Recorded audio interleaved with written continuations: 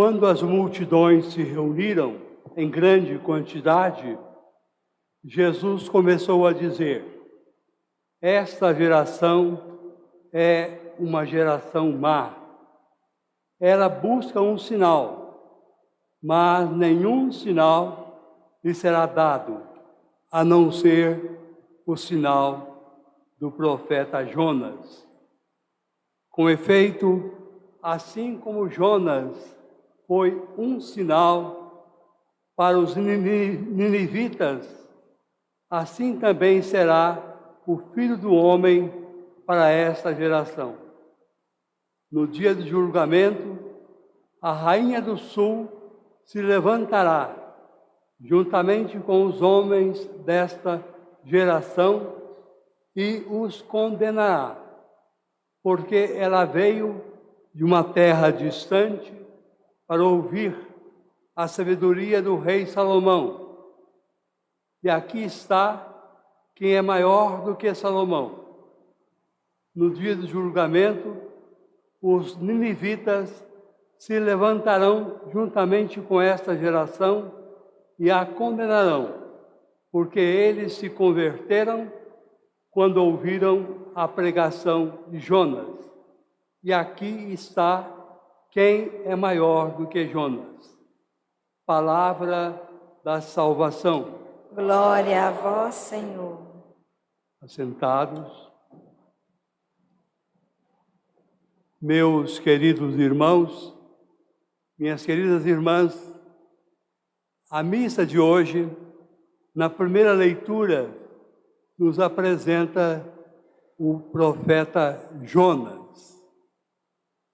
O profeta Jonas foi um profeta que marcou muito a sua época, bem antes de Jesus.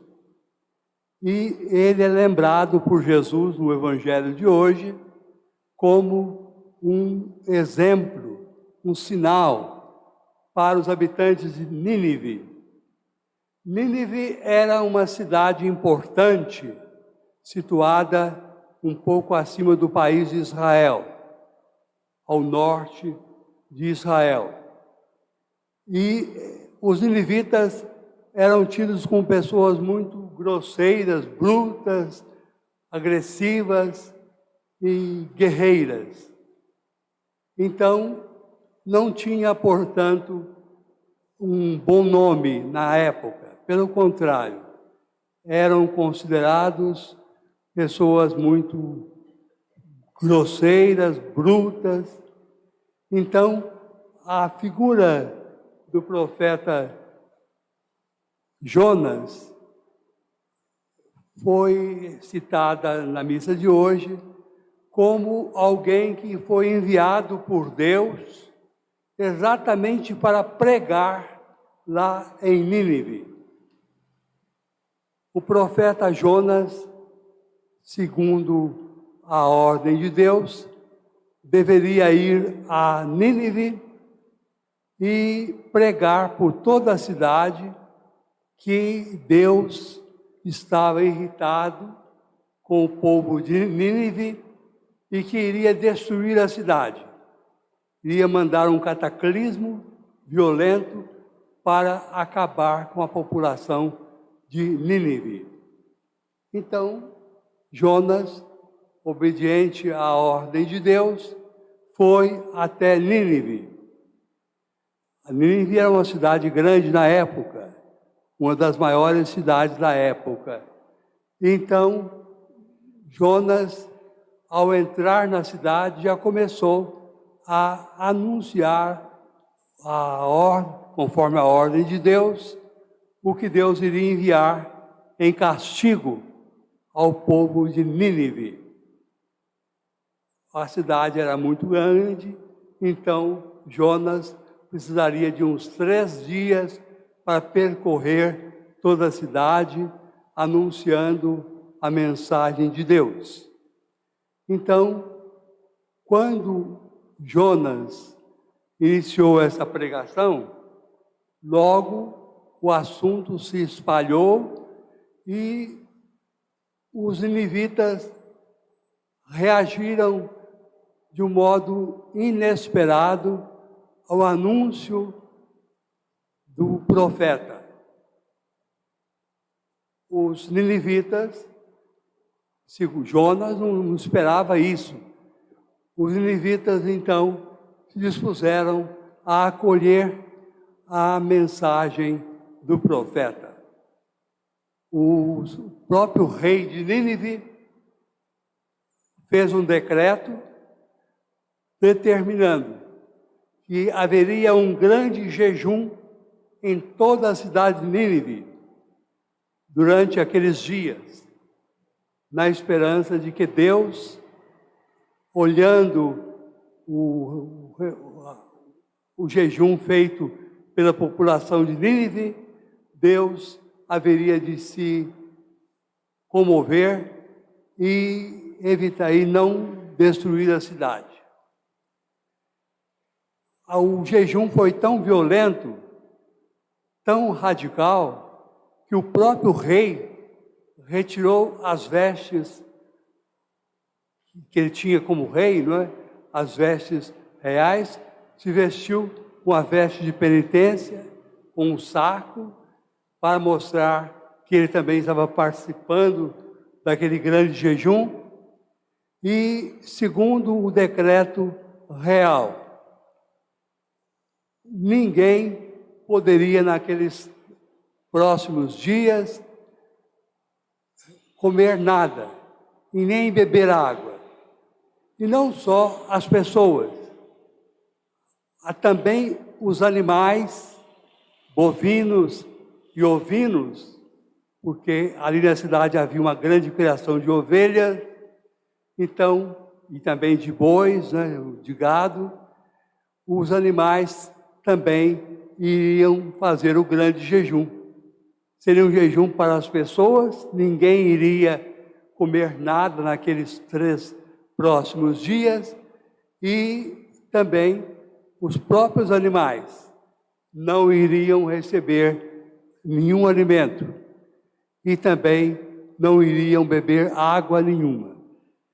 Então, aquela atitude do profeta, anunciando em nome de Deus, aquele castigo iminente, Deus iria destruir a cidade, realmente comoveu o coração dos ninivitas, a começar do seu próprio rei. E aquele jejum rigoroso foi iniciado em toda a cidade, os animais, ovinos e bovinos, e as pessoas todas, então, vestidas de saco, que é uma veste de penitência, o próprio rei deixando de lado as suas vestes reais, as suas joias, ele também se vestiu com uma veste de penitência, e a cidade toda se dedicou àquele grande jejum. Foi algo realmente inesperado para o próprio profeta, mas que Jesus cita porque foi realmente algo comovente, e próprio Deus se sentiu comovido com essa penitência, esse grande jejum que aconteceu ali em Nínive. Jesus, no Evangelho agora de São Lucas, vai então lembrar o profeta Jonas e o que ele conseguiu lá em Nínive, aquela grande penitência de toda a população, milhares de pessoas ali fazendo aquela penitência, impondo aos seus próprios animais aquele grande jejum, não só de alimento, mas também de água. Então, Jesus vai citar o profeta Jonas como um exemplo que a população de Nínive respeitou e seguiu. E Jesus vai dizer: aqui está alguém que é maior do que Jonas, o filho do homem, o filho de Deus, e no entanto, a mim ninguém ouve. E Jesus cita também, nessa ocasião, um outro fato histórico, que é o fato acontecido com o rei Salomão. Conforme o livro dos reis, o primeiro livro dos reis, no capítulo 10, a rainha de Sabá, rainha da Etiópia, veio da África para se encontrar com Salomão, porque a fama de Salomão era imensa. Ele era tido como uma pessoa extremamente inteligente e muito rica, o rei de Israel.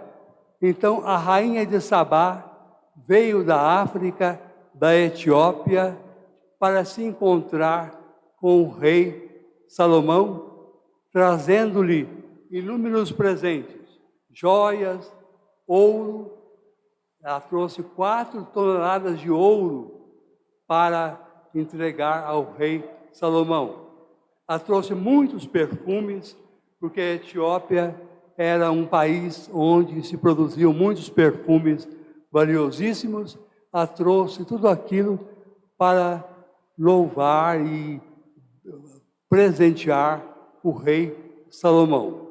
Jesus cita esse fato do Antigo Testamento, que é narrado no livro 1 dos Reis, no capítulo 10, mostrando que assim como Jonas foi, ali naquela época, um grande sinal para os ninivitas, provocando então aquela conversão da população de Nínive, e Jesus dizia: aqui está alguém que é mais do que Jonas, e ninguém ouve.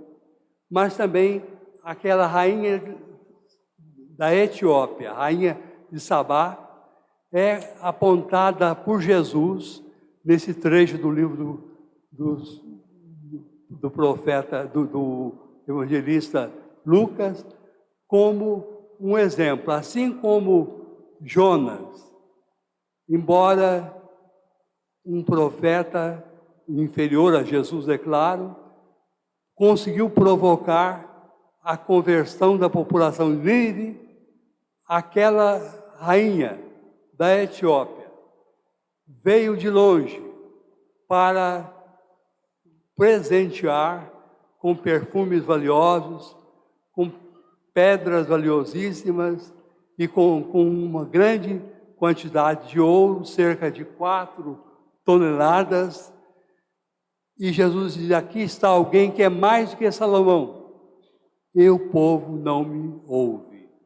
Então Jesus aproveita essa citação de 2 fatos do Antigo Testamento, a conversão dos ninivitas e a visita da rainha de Sabá ao rei Salomão, exatamente para tocar o coração dos seus conterrâneos, dizendo: aqui está alguém que é mais do que Salomão.